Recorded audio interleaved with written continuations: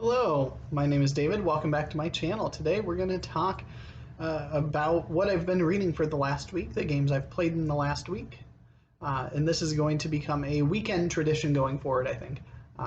My video plans, my reading plans, I've decided to scrap every single bit of it. So I apologize to those of you that have maybe looked at plans that are set in the future. Some of them I'm still going to keep intact. I'm still going to be reading SPQR this month with Carrie from Very Literary Carrie, among several others. I'm still planning on reading War of the Worlds, possibly the second book in the Live Ship Traders series, and I think maybe one other book in November. I've got a couple of friends that wanted to read some things with me, and so I'm going to be sticking with those.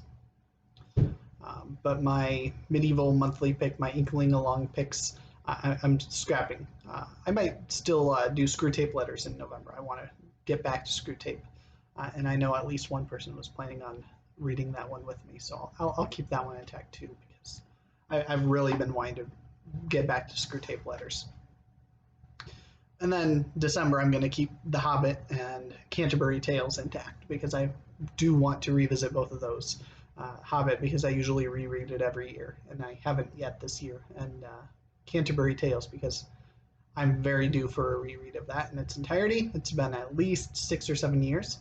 I think even a little bit more than that. So I'm due for a reread of that. And I'm going to keep my crawl through The Lord of the Rings in 2022 for sure, because I know I've got several people that are already interested in that, and that's a nice, easy pace. But beyond that, I'm just tossing everything out the window, because there's a lot of self-imposed pressure that we as booktube creators can put on ourselves to do all of the things, to join all of the read-alongs, to make all of the tags and all of the videos, and talk about all of the hot things and the latest things and the things that are popular right now. And while that's fun, it's also hard to maintain. And September as a whole was relatively freeing, because I told myself I'm just throwing out my TBR. I'm not going to stick to any of it other than the buddy reads, and I made too many buddy reads that month. But among those went relatively well. So yeah, that's where I'm at on that. So if you're disappointed, I'm sorry. If there was something that you were really looking forward to reading along with me, let me know. I'll still probably do it with you. But I'm tossing aside the read every book by challenges and the Edgar Rice Burroughs read along, and decided to forego the Dune read along and all of those things for the sake of being able to just stick to what I wanted to read in the first place, and get back to mood reading, because I'm very much have always been a mood reader, and it's been the last couple months, it's been a battle for me to want to read, even though I was excited about the books when I was making my TBR and everything. It's, you know, the mood strikes for a different book, and telling yourself I can't do that. That's a cycle I didn't want to fall into with reading, because that's a cycle that inevitably I fell into as a reviewer of board games too. To where every time it was time to play a board game, I was feeling obligated to pick what was next on the docket to review, rather than what I felt like playing at the time. So going forward, I'm going to shoot for 3 videos a week. Every Thursday, I'm going to be doing a Poetry Thursday. I'm going to try to 100% stick with that going forward. I know the last couple weeks I've been hit or miss. This week I'm going to be back with another Poetry Thursday, making it 2 in a row, and hopefully continuing for a long time after that. Every weekend I'm going to be doing a what I've been reading and what games I've been playing video, which is what this is going to be after I get through all of this long preamble. It won't have this preamble in future videos. And then on Tuesdays, I'm going to be posting a review if I have a review, or I'll do a tag if I don't have a review. tag is low priority. I've got probably, I think, 21, 22 of the alphabet tags from Jim's books, reading, and stuff to keep me busy for a long time on the weeks that I don't have reviews. So that's where I'm at on those. So if you love tags, I still enjoy watching tags. If there's an interesting tag, I'll definitely make sure to jump in and do it. But by and large, I think freeing up the obligation of Tag Tuesday and making it more of a review part, because the schedule starts filling in and you're looking at all the things and it's like, well, I want to review these 4 books, but 5 days a week I've got all of these events that are on BookTube that I want to participate in, and I've got to post these videos on these days because that's what everybody else is doing, and I'm not going to do that anymore. So before we get into what I've been reading, I've got book mail from Sandy at Miss Reads a Lot. And okay, well then, we've got a card here first and foremost, so we'll start with the card. It says, "Hi David, sorry for burning your book." So she recently did a tag where you were given a couple of books. I think it was one from Jim's books, reading, and stuff, and one of them you had to keep, one you had to give to as a gift, one that you had to leave behind for the next person to come through, and then one to burn or something along those lines. But one of them was a book to burn, and she said, even though this book I think David Wiley would enjoy, I'm going to have to burn it. And so my comment jokingly was, you burned my book, you owe me a book now. And so that's where this premise is coming from. So sorry for burning your book. Thought I would send you this one since I owe you a book. I wasn't serious, Sandy, but thank you. It isn't the nicest copy, but I thought you would like having it since you thought it would be right up your alley. Happy reading. Sandy, aka Miss Reads a Lot. Thank you so much, Sandy. So if you've been paying attention, she's been reviewing some great books lately on her 1001 book countdown. And one that really jumped out at me when she talked about it was The Name of the Rose by Umberto Eco, which I have not read, but is set in medieval time. And if you know anything about me, those of you that are new, I love medieval period, medieval times. I love medieval books and history and literature. So this having its setting in medieval automatically made me even more interested. So Sandy has been kind enough. Earlier this year, she sent me East of Eden by John Steinbeck, which I still need to get around to. And honestly, I'll probably read this one first between those two. Not that I'm not excited to get into East of Eden by any means. So let's talk about what I've been reading. I realized as I started, I needed to grab one off of the shelf. We'll just start by talking about this one. So I have been reading Pillars of the Earth by Ken Follett. This is my first exposure to this. I was buddy reading it with Sarah from Brighton Bookish. We had anticipated it rolling into October because it's such a long book. And then at the very tail end of September and on the 1st of October, we both ended up finishing. So we chatted quite a bit in Discord about the book and reactions overall.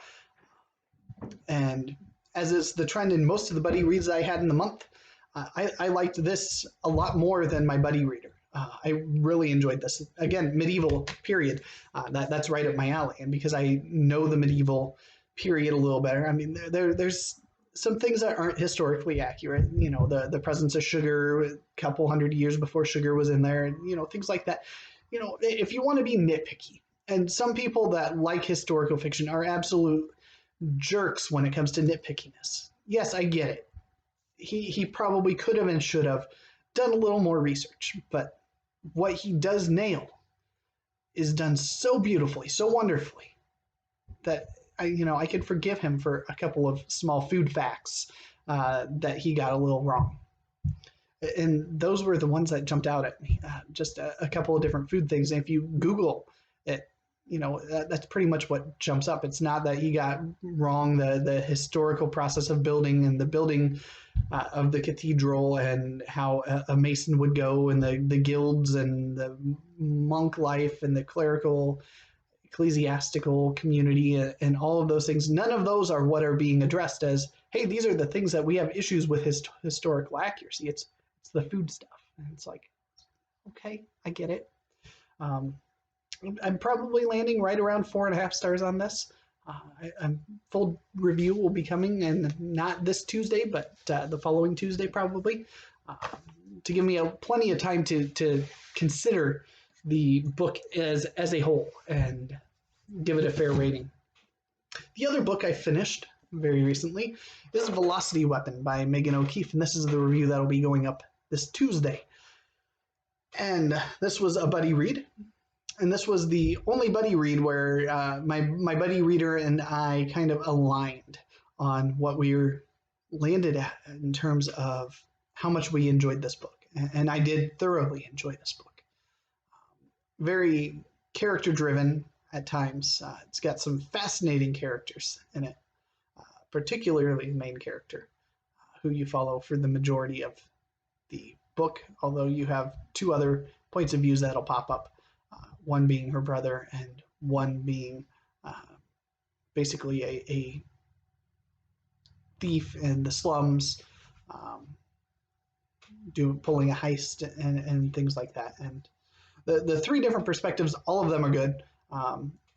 I wish the one doing the heist had been a little more prevalent, but by the end, you get a better idea of how she's going to fit in. Pulled together really satisfactorily, but also ended in a way that I immediately want to start reading the next books.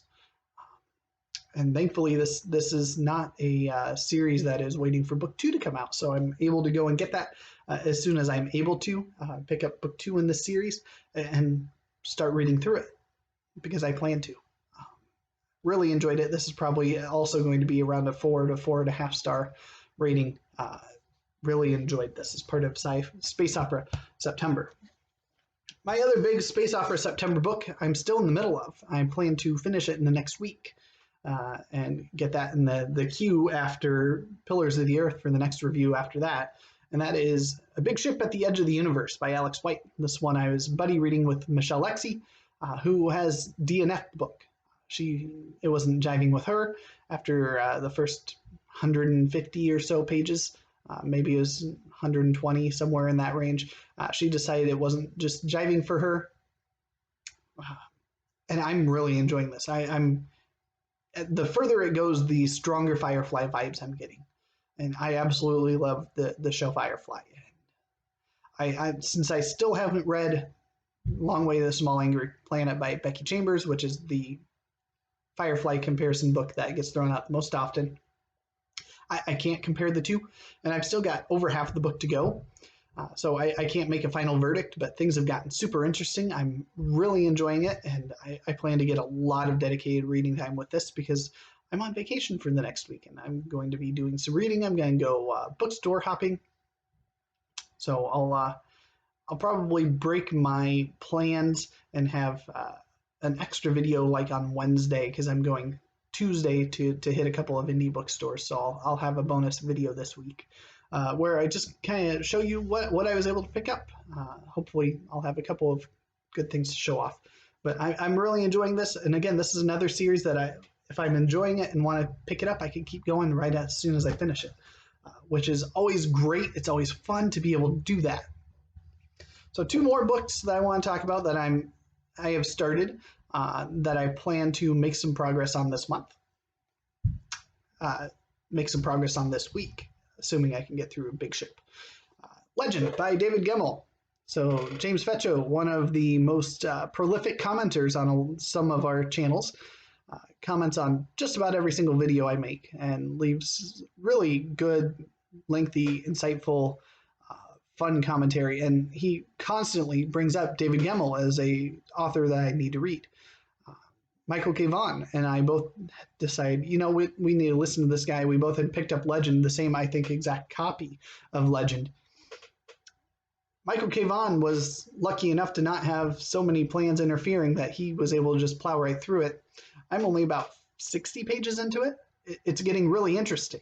And as soon as I finish a big ship, this is next on my reading list, regardless of what else I'm wanting to do, because I want to get back to this and I want to dive further in. And I'm hesitant to start reading it now because I don't want it to detract the momentum of the one that I've been going through. And then last, one that I started just yesterday, I'm going to be picking up every single day during vacation to get through all of it, because it's a short story collection. This is Science Fiction Carnival, edited by Fredric Brown and Mack Reynolds. So it's one that you'll probably never see anywhere else, but it's an anthology of humorous science fiction. And so I read the first story in it yesterday, which is The Wheel of Time by Robert Arthur, and it was okay. I mean, I won't mince words. It was fine.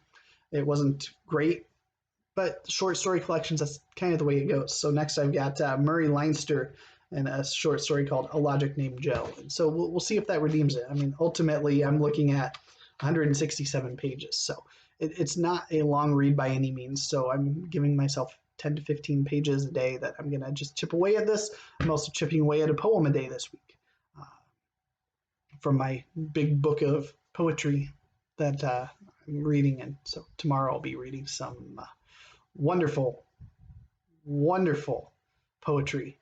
I'm assuming it's going to be wonderful because it is by Edmund Spenser. That's one of my favorite poets. So those are the books that I want to talk about, and now briefly the couple of games I've played in the last weekish or so. So I had a friend over the last weekend. We played 2 games while he was over here. He brought a copy of Lost Cities Roll and Write game. If you haven't played Lost Cities, you're basically having multiple colored expeditions and you're getting cards and you're playing them in sequential order on your side, going from low to high. And there are some cards that you can play to give you multipliers, but those multipliers will apply whether your score is positive or negative, because each expedition that you go into is going to start at a negative threshold, and so you need to get at least enough value of cards in there to get into the positive threshold. And set number of cards is 0 through 10 plus a couple of those bonus boosters in each color. I think there's 5 colors.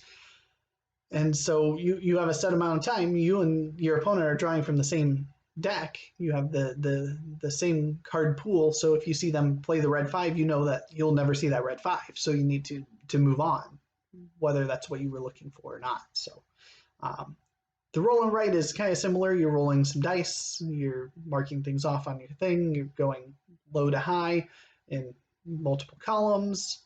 It's fun. It was fun for what it was. Then we played an oldie but a really good one, the Star Wars Customizable card game. This is a very old game. First was published in about the mid-90s by Decipher. It is a collectible game where you would go and you'd buy booster packs and you'd get a random assortment of cards and you put it together. And they had like 16 or 18 sets that they put out. And ever since they stopped publishing it back in like the early 2000s, there was formed a players committee that has continued with virtual sets where you can go online, you can print out the cards that you want and sleeve them in front of your cards, and you can keep playing that way. And it's a really fun game. It's one that I'm trying to build a community around locally to get some players in the area that'll play it. And selfishly, because I want to play more of it because it's a really good game. And my wife just generally isn't big into card games, so I'll take the win I have with having her appreciate the Game of Thrones card game, and say that I probably won't have much luck getting her to look twice at anything else. So every Thursday, I usually get to hang out with a good buddy of mine. He's the one I usually play war games with. And so the last couple weeks we've been playing a game called SPQR, coincidentally, because I'm going to be reading SPQR by Mary Beard this month. And it is one of the volumes in the Great Battles of History series by GMT Games. If you watched my top 10 that I just put out in the last week or so, you will remember the Great Battles of History as a series is number 3 on my overall list. And SPQR is the one that we've played the most, and I don't own a copy of SPQR yet, but we had a blast. We played a battle. I was the Carthaginians, he was the Romans, and it had special conditions to where at a certain point in time in the game I could start retreating my forces off a certain edge of the map, and if I got enough of them away, then historically it would align with the battle on my side wasn't intended to be I'm going to face four legions of Romans. I'm going to try to have my army live to fight another day at future battle, and that's historically how it happened. And I was successful in pulling that feat off of getting just enough retreated off the edge to outmatch how many I lost from the Romans. I gave them some pretty heavy casualties along the way. SPQR is probably the top game on my board game wish list at this point in time. It's just, there's so much packed into that box, and I just want to have each and every one of them because they are just so much fun. And yeah, so the last couple of nights I've been able to play a game with my wife. A couple nights ago we played Arboretum, which I've talked about a couple of times. I believe it was in my just outside my top 10. It's a card game where you've got trees and they're numbered 1 through 8, and you're playing them into kind of a little area in front of you, and you're trying to connect paths in numerical, an increasing number, so you can't go like 1, 2, 3, 2, 4, and being able to trace paths, but you have to have enough cards of value in your hand at the end of the round, more than your opponents, to be able to even score the trees that you've played. And it's brutal, it's wonderful, and I always enjoy it when it comes out. And then last night, it was kind of an exhausted day, so we played a little game. This is a wallet game. There's a company called Button Shy Games that make little wallet games. They're about $10 to $12 a piece. And Circle the Wagons is easily our most played game by them. It's a nice little 2-player game where you're drafting cards from a circle, you're putting them out to match the 3 different scoring conditions, and can play it in about 10 minutes. And we absolutely love Circle the Wagons. So that's all I have for today. Stay tuned for Tuesday for my review of Velocity Weapon. And then hopefully Wednesday for my what I got for my book haul. So thank you for watching. Sorry for the lengthy preamble, and have a great day.